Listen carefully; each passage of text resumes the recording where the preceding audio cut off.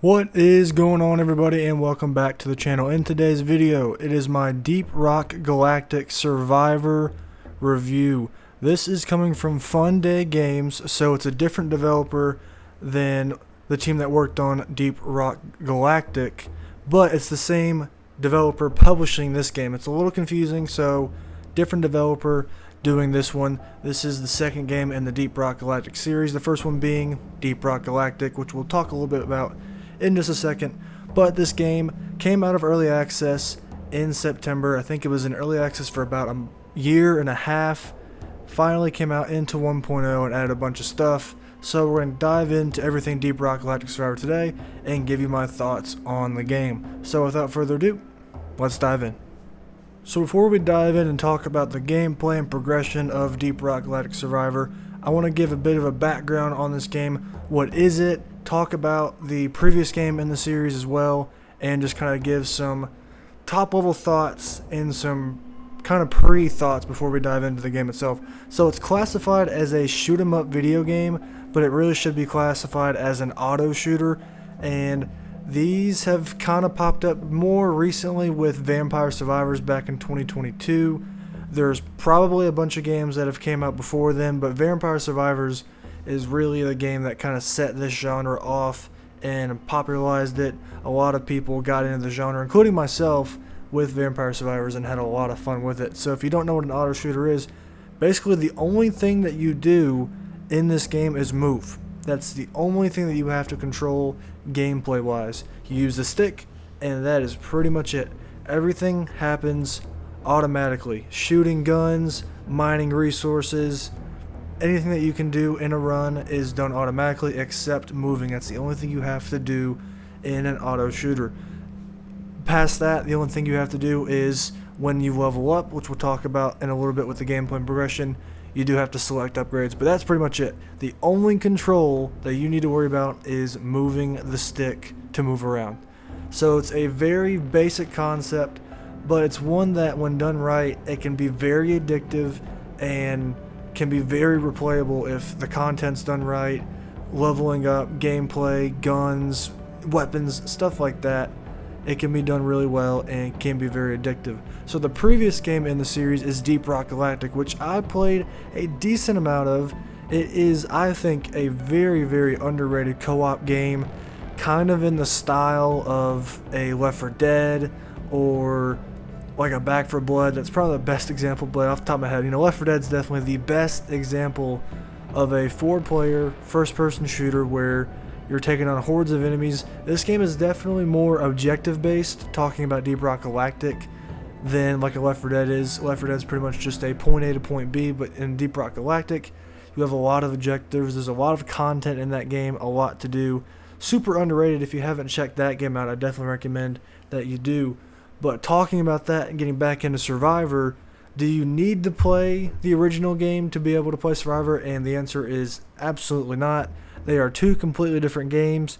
They're just set in the same universe. They have similarities in terms of classes. The classes that you see are the exact same, I'm pretty sure, as they are in the original game. Enemies, same thing there.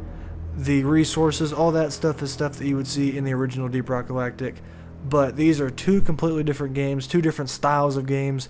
It's just they saw a Vampire Survivors and they wanted to take that concept and formula and put it into their own universe. And as we'll get into in this review, I think they did a pretty good job of it. So I just wanted to give a quick background on what type of game this is and also talk a little bit about the previous game, Deep Rock Galactic. So now we'll talk gameplay. Like I said in the previous section, this is an auto shooter, so all you're doing and all you have to worry about is moving around. Everything else takes care of itself. So the gameplay at a base is pretty simple. It's pretty basic. But when you go into a run, no matter the mode that you're going into, basically your goal is to kill enemies, gain XP, and you level up. And you start out with you pick a class, and as you level up your player rank, you do get all 4 classes eventually, and they all have different class mods. They each have 3 different class mods to mess with, and those class mods give you different starting weapons and give you different starting bonuses Like a class may give you the ability to start your weapon levels out at level 3, give you a little bit of a boost there, and you also get 10% more XP. Or there's one that will give you a higher dodge chance, and when you do hit that dodge chance, you get a speed bonus for a couple of seconds, and that can stack. Stuff like that. And so once you pick that class, you go into a dive, you dive in, and your goal is to draw out the elite. Now, there are a couple different modes that there are in this game, but there's 2 main modes that I played. There's a couple of different more that we'll talk about in a little bit, a different section. But you have your normal dives. I forgot exactly what they're called off the top of my head, where you come in and your goal is to draw out the elite enemy. And doing that, you're killing enemies, you're gaining XP, you're going to have swarms that will come at you, and there'll be a massive amount of enemies that are trying to circle you in, do damage to you, and your goal is to just evade them, do as much damage as possible, get all this XP. You might see some smaller, not elite enemies, but they're stronger enemies with a health bar that you can kill and get a bit more XP from them. And as you're doing this, you're leveling up, you're getting new guns. The max amount of guns you can hold in a run is 4, and as you progress throughout the game and you complete different challenges and achievements, you unlock the ability to get more guns to select from out of a pool of RNG. So it's a very addicting cycle as you're playing the game. There's a lot of achievements in this game, 300 achievements, and most if not all of them are going to count towards some sort of challenge that's going to give you a reward, whether it be a new weapon, whether it be a bonus towards a weapon. There's a lot going on. There's a lot of weapons too in this game. There are 40 plus weapons, each kind of balanced out for each class.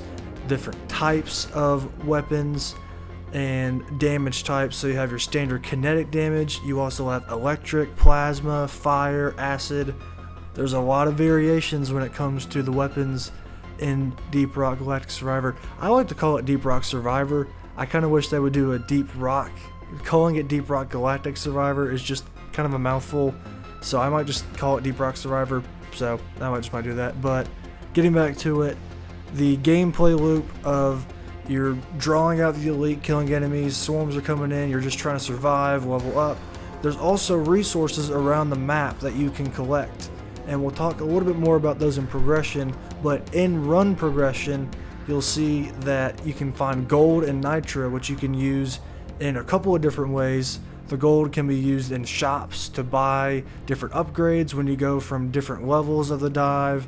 You can also use the gold to re-roll your level up options. So if you don't like the options that you get when you level up, you can re-roll with gold and get different options. There's also different resources that you can find that help build your character overall and also permanently in the menus. So this is a roguelike. I think I can remember the difference between light and like, but it's the game style of game where you do get permanent progression as you play, and each run is different, but you do get permanent progression throughout by getting these resources that you'll find throughout the levels. So when you level up your guns, or just level up in general, you'll have 3 different options. You might have an option to level up one of your guns. Maybe you get a movement speed boost, or a critical hit chance boost, or increase the speed that you mine rock and stone. There's a lot of different variations there as well that you can kind of build your character and your run the way that you want it, and kind of have it the way that your playstyle is kind of going with that run. And another cool thing this game does is the levels are procedurally generated, and there's all these different obstacles in your way. Like there could be a wall of rocks in your way, and instead of having to go around them, you can just go straight through them, and you can mine through pretty much any material in this game to make your own path instead of having to follow what the path it seems like it gives you. You can use your pickaxe, mine through, and make your own path throughout the level. So that's another cool thing that I think this game does really well, is kind of making your own way to play. The levels are kind of set up in a way to, there's paths for you to go down, but you can make your own path at any given time. That's a really cool feature. I think that's done very well in this game as well. So if you're trapped in the corner, you can start mining your way out and make a new path to escape. So there's a lot of stuff going on in a run. Once you draw out the elite, you might see a recon beacon before that come out. You can get that to drop down and get an artifact, which are a lot of different artifacts in this game as well. And once you do that, the elite enemy's out. Your goal is to kill that elite enemy, and you kill it and you go to the next level. And your main mission, you have 5 different levels of dive to go through before you complete the entire dive, and that's how you end up winning a run. And this game is very difficult. Don't come in expecting this game to be super easy. Even in the menus it says that if you're dying a lot, it's okay. This game is supposed to be challenging. It is not an easy game at all. It's very difficult. You're not going to succeed every time, even when you progress permanently. It's a difficult game, so it's going to take trial and error to get through multiple runs, and I think that's a good thing. I think it's a good difficulty balance. Sometimes it can be a little annoying where enemies feel super bullet spongy, but for the most part, for me, it did feel like a good balance of difficulty. It wasn't too easy, it wasn't too difficult, but it did have that difficulty there to kind of keep you from feeling like you're just breezing through everything. There's a lot more to it, but that's how a basic gameplay run goes. There's also, I think, the new one that they added with the 1.0 update, which is you are guiding a drill to a certain point to mine a certain object. I can't remember what the object is in this mode, but that's a cool little twist on it where you're finding fuel for this drill. Enemies are coming at you. You gotta keep this drill fueled up so it'll keep moving as you're in the circle, and you also need to mine for resources. It has the same kind of side content / activities you can do in a level where you're going for resources, you're going to find health, you're getting the recon beacons, finding loot bugs, but the main objective changes from killing elite enemies to guiding this drill to its given location. So that's another cool spin on it too. I played that a little bit, but I was mostly playing the main mode where you're doing the dives, killing the elite enemies, and doing that I thought was really fun too. So a lot of stuff going on with the gameplay. I think that it is very solid. It is pretty addicting leveling up, seeing all the new guns. When you level up to a level 6, 12, and 18 with your guns, you get overclocks that kind of boost your weapons up a lot more than a normal upgrade would. And then when you get that level 18 overclock is what they're called, it becomes unstable, and that's when the weapon can really go crazy depending on what you've chosen before and what you choose as that unstable overclock. There's a lot going on with the gameplay, and I'm probably not hitting on everything, but it is pretty solid. I really did enjoy it. It is addicting. It feels good to play. It feels good to progress. And overall, it's a pretty solid auto shooter gameplay wise. It does have those addicting qualities that I look for in these type of games. There's a lot more auto shooters that are kind of coming out now around this time that I do want to check out. So this one is one that I think sits in there with the gameplay. Now to get into and talk about progression. I've already kind of talked about in-run progression. You go into a run, you're leveling up guns, you're getting through the elite enemies, escaping, doing the same thing with the guiding the drill mode. But then out of run progression, there's a lot of stuff going on there as well. So the resources that you mine in a level, in a run, that aren't gold and nitra, that are permanent resources, you can use those to go to the upgrades, and you have the different stats so you can permanently upgrade, whether it be your base health, base movement speed, base mining speed. All of these can be upgraded with the resources that you find. I think there's maybe 6 or 7 columns that use different resources, and as you upgrade these permanent resources or permanent upgrades, the price goes up with the currency, the main kind of money currency, but also the resource goes up as well, and you're actually able to use that money currency to buy resources from that menu to be able to kind of get there faster if you have the money to spare. So there's a cool little kind of economy system in there, as well as if you want to you're like right there at that upgrade. You might need 2 or 3 more resources. You can go down and buy them as well, or you can sell them too, I'm pretty sure. So it kind of gives a little bit of an economy type thing going on there. So there are permanent upgrades there. There's also a gear system, which I'm also sure, or pretty sure, that dropped and was introduced in the 1.0 update. And it's another thing where I think it could be done a little bit better. So gear does drop throughout your run at a random time, and depending on what difficulty that you're doing your run on, depends on what kind of score you get from that gear. As you level up too, your gear score permanently goes up and then has a minimum as you level up as well. And the gear just gives you more bonuses. There's different rarities to them as well that give you more bonuses per rarity, and these can be mix and matched per class. So if you want to have a set of gear that's for all classes, you can do that. But if you want to have this set of gear be for this class and then this other set of gear be for this class, you can do that too, and kind of mix and match with the class mods as well. You can upgrade these pieces of gear, you can sell these pieces of gear, so that kind of goes into a little economy thing that I have going on as well. It's a pretty good system. I think it could be more, I don't know, I just didn't really think it was all that interesting. I didn't really mess with it a whole lot. Maybe that's just a me thing, but I didn't really think that the gear system was really all that necessary, it felt like. I think the permanent upgrade stuff, really cool, and I think that's definitely needed, but the gear stuff, it's just like another way to get stronger, have bonuses, you can kind of mix and match. Wasn't really into the gear system, but that's just me, maybe. I don't know if that's a everybody thing. Just didn't really think it was all that interesting with that. So out of run progression, there's a lot of stuff going on there as well, with the permanent upgrades as well as the gear system that did get introduced in the 1.0 update. A lot of stuff going on in run, out of run. This is what you want to see out of an auto shooter game.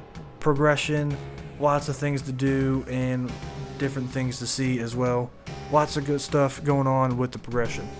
Ways to play. I want to get into this because there are a different amount of ways to play. I think there's 5 or 6 different things in the menu that you can choose to kind of go about and play. So there's 2 main missions with the auto shooter mode, which is where you're doing the elites, bringing them out, killing them, upgrading, stuff like that. The escort mission mode with the drill is the new mode that they added with the 1.0 update.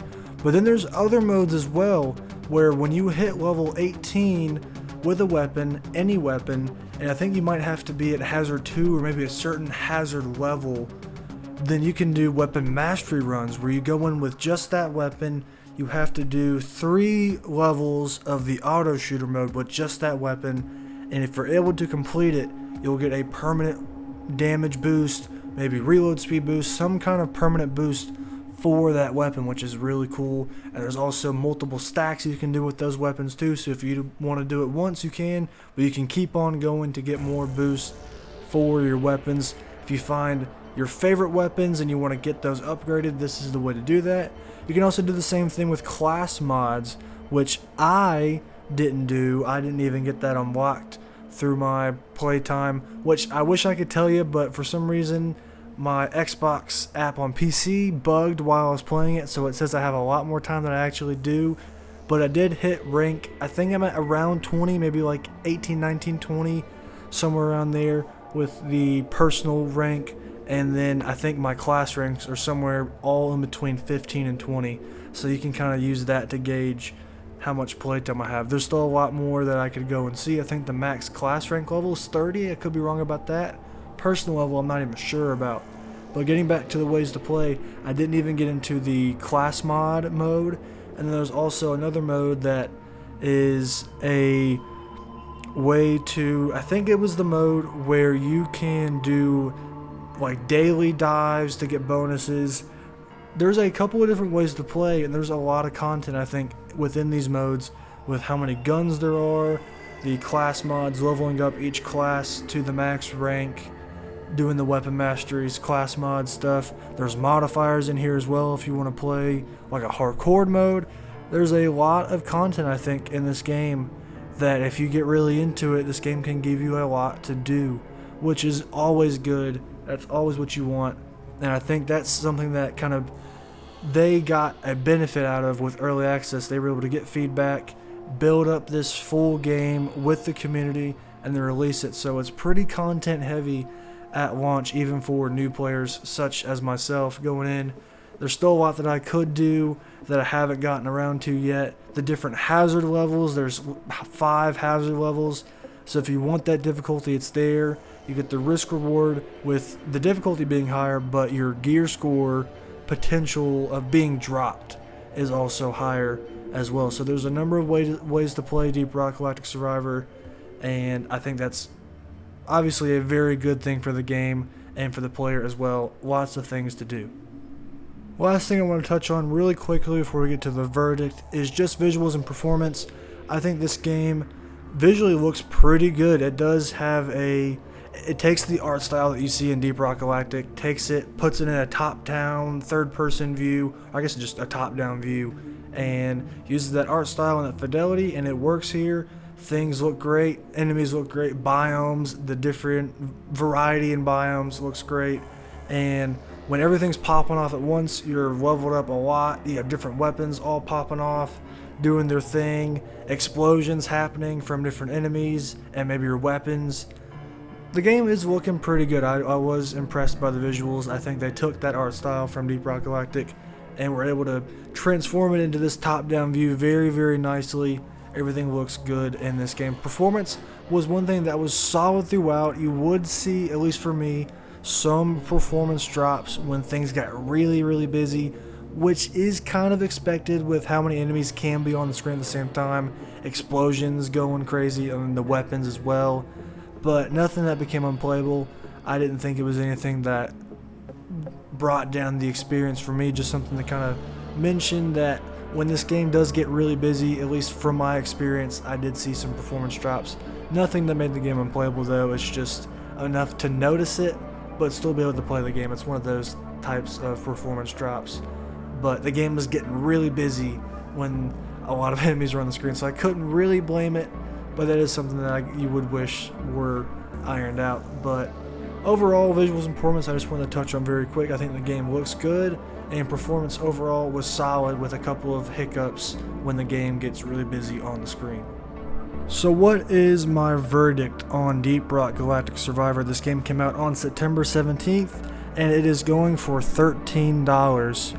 And for that price, I think if you're looking for an auto shooter, there's a lot of those on the market right now that are popping off. This one kind of flew under the radar. If it didn't have Deep Rock Galactic attached to it, I don't think I would have played it. But since I did enjoy the original game so much, I decided to give this one a shot. But it being that $13 price tag, if you're looking for the auto shooter, looking for something that's going to kill time, it's a great game to listen to music with. Great game as a podcast game too, if you want to throw on a podcast. Kind of turn your brain off, do your thing, play the game, progress while listening to music or a podcast. I think this is a great game for that as well. And there's a lot of content here too. So for that $13 price tag, I think it's definitely worth the price. But I got the game through Game Pass. It did come to Game Pass on day one, so I did play it through that. So if you do have Game Pass still, even after the price bumps, which I wouldn't blame you if you didn't, I'm definitely going to downgrade to the PC Game Pass tier because I think the Ultimate's just ridiculous. I would totally get it if you didn't have Game Pass, but if you do, it is on the service, and I think it's worth checking out if you have Game Pass. But I think it's definitely worth checking out if you don't have Game Pass and are looking for an auto shooter to get into. $13 is well worth it for the amount of content that you're going to get in this game. So that is going to do it for the video. Thank you guys for watching, hanging out, talking about Deep Rock Galactic Survivor. What did you think about the game? If you played it, let me know down in the comments. Let's have a discussion about Deep Rock Galactic Survivor. So that is going to do it. Thank you guys for watching. Stay tuned for more coming in the future, and I'll talk to you later.